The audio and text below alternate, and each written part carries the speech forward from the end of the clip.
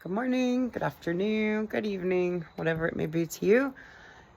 It is afternoon here, and I thought I would just do kind of a quick tour here of the farm, which is basically just the house and the yard. But this is baby boy's pen for now. Oh, there they are. Hey guys, say hello. But as you can see, we still need to shore up here a little bit for the winter. They're going to have a roof here. They've already got the roof built in, but I want to just shore it up so it's a little bit more warm and so the wind isn't really whipping through this. As of right now, there's just rubber mats down underneath the substrate here, and it seems to be working pretty well. It helps me keep the porch clean a little bit easier. Don't eat my necklace. Stop it. Ernie Burns. We're going to go for a walk here in a minute, okay? But yeah, so this is kind of how I approach them in the mornings and in the evenings when they're back here. And they've got this little gate that I can open and let them on this side sometimes. Not always, but every once in a while. If it's really storming bad, I do let them in this side, even though they're going to be just fine back here. But we are approaching our first cold snap rapidly. They're calling for snow for the higher elevations in our area. So anyway, that's their pen right there. There'll eventually be a bigger pen out back, but I'll kind of show you what the plans are on that. But yeah, here's the porch.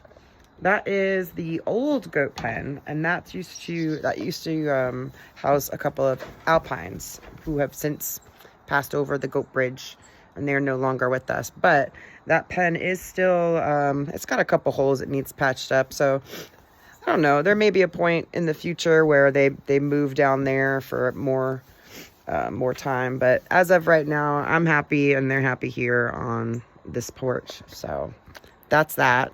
If we walk this way, there's just like the people porch area.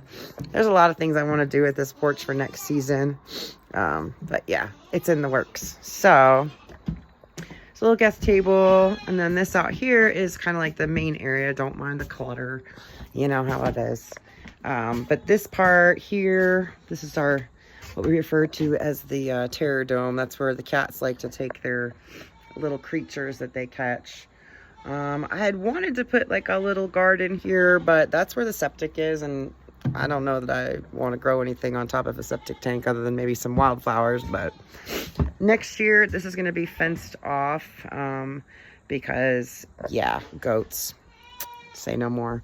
They're fussing back there. So anyway, this is how I get out to the pen in the back, and I'll give you guys a little example of how this goes. I hear them coming already, but they're so funny. They can go out anytime they want, but oh gosh, no,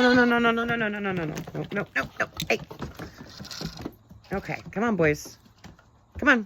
Oh crap, that is feed. Hold on, I'm gonna have to put the okay, come on boys, let's go. Hey, come on. Hey, come on. All right, maybe if I walk out this way, they'll follow. Come on. There we go. Come on. Let's go. Let's go. So yeah, back this way through the carport. We've got some materials here. This stuff eventually is going to be turned into a goat pen. Come on. Let's go. We're going for walkies. Let's go. But this, some of the material that we're going to use to build a pen back here. Just something that's still close to the house, but not quite so close. I'm thinking it's probably not really going to be done until till next season at this point. But where that pallet's laying is kind of where we're thinking about putting their pen. And then got the back porch. As you can see, I need to sweep or blow out here rather. They're little poops, but they can get under here for shelter if they want. And that's where their little entrance is. And right there, I don't know if you can see, but that's right now there's no really like gate. And so we're gonna be I think what I want to do is get another gate put in there that's got some, you know, plywood just as a windbreaker. But yeah, and so they've got access to this yard area, and then I can close it in as needed if I wanted to keep them in the backyard for some reason. But as of right now, they don't go far, and we don't have a whole lot of predators for them around here. Of course, there's an eagle nest right over the mountain, right in this area. And they had, a couple of years back, they had 2 fledglings. Last year they had 3 fledglings. And I mean, these guys, the eagles are really big. These guys are big, but those eagles could definitely pick them up. So, you know, it is what it is.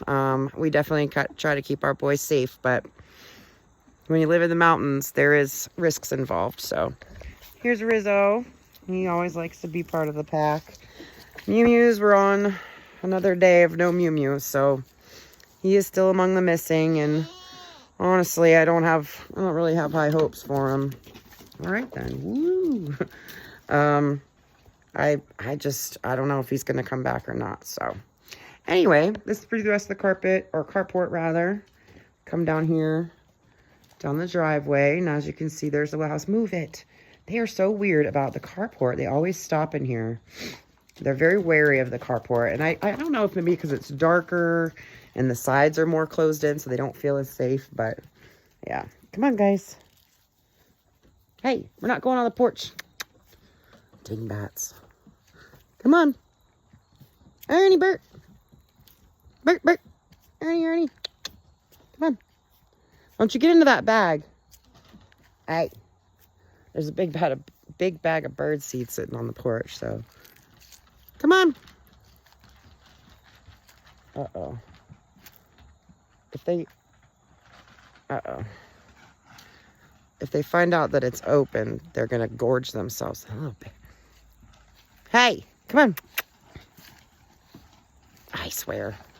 Anyway, that's the gist of it. I got to get these 2 dingbats out of the bag because, yeah, it looks like they may have found an opening. Oh my gosh. All right. So anyway, that's the tour for now. Stay tuned for more updates. Hey, come on. Say okay. Bye.